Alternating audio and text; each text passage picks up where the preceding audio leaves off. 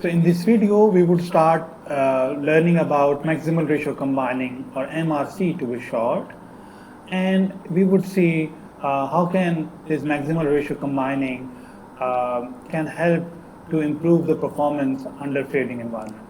So remember, we are talking about diversity combining, and we're talking about spatial diversity. Then we have multiple antennas at the receiving end. Say this is antenna 1, this is antenna 2, and we have capital M number of receiving antennas. These are called branches of the combining techniques. This antenna 1 is receiving a received signal which is called R1. This R1 would be a complex number. It would have some magnitude and it would have some phase as well. So R1 mod e to the power j theta 1 would be the received signal received at the branch 1. Similarly, R2 mod e to the power j theta 2 would be the received signal at the second branch. Rm mod e to the power j theta m mod, which we would call Rm, is the received signal at the mth branch. So generically, we would multiply this received signal with a gain, and let me call this gain A1 here. This A1 would be a complex number again.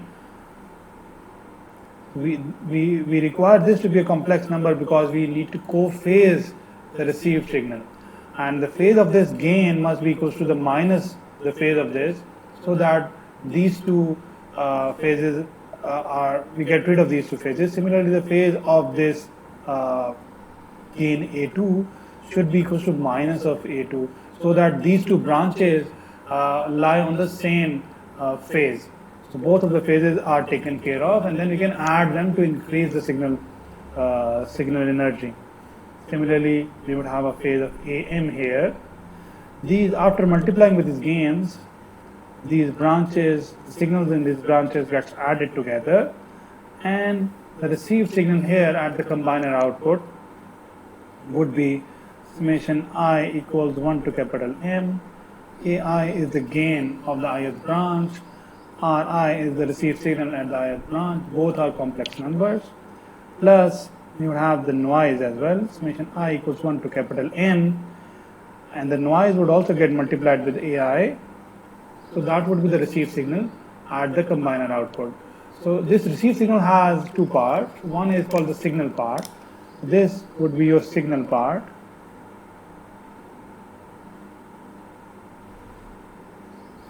And this received signal is the noise part.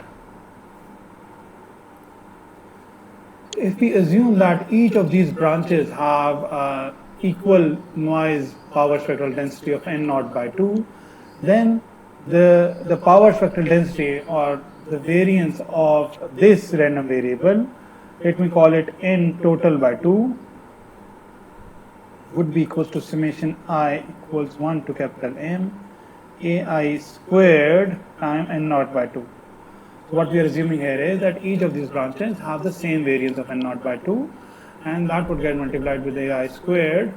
That would be the net variance of the random variable, this random variable.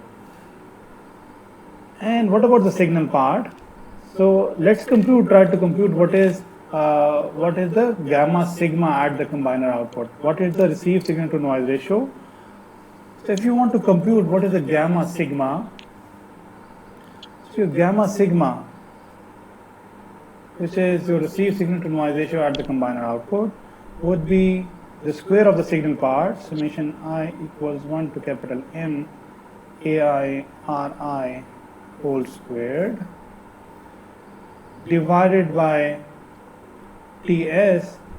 This is the symbol energy, divided by Ts would give you the signal power, and then you need to divide it by the noise power, and your noise power would be simply N total by 2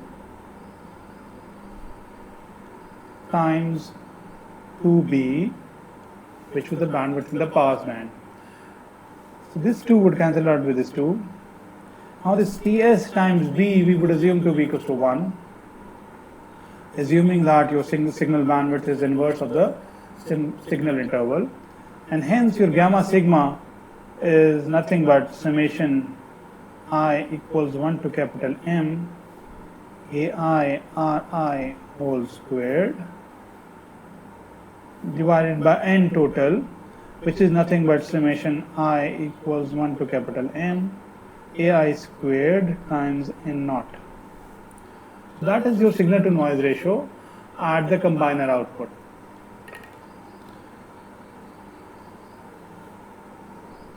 So now let me rewrite it here. So your gamma sigma is nothing but summation I equals 1 to capital M AI Ri whole squared divided by summation I equals 1 to capital M AI squared n naught. So this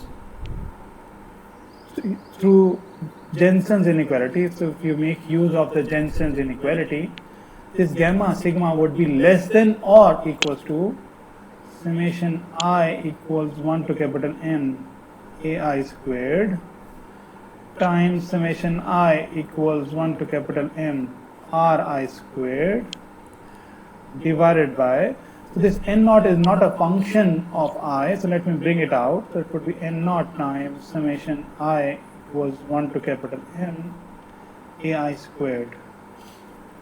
So that is your gamma sigma, and you can see that the gamma sigma max is this guy on the right hand side. So that is the maximum gamma sigma that you can get, and the maximum gamma sigma that you can get using maximal ratio combining, let me call it gamma sigma max, is nothing but, you can see that this would cancel out with this. So this would be summation I equals 1 to capital M Ri squared over n naught. So that is the maximum signal to noise ratio that you can get using maximal ratio combining. And now the question would be, which AI would give you this maximum signal to noise ratio? And the AI that gives you the maximum signal to noise ratio, and that would be analogous to our discussion for the array gain in AWGN, where we computed which AI would give you the max signal to noise ratio. So that would be ES over root n naught.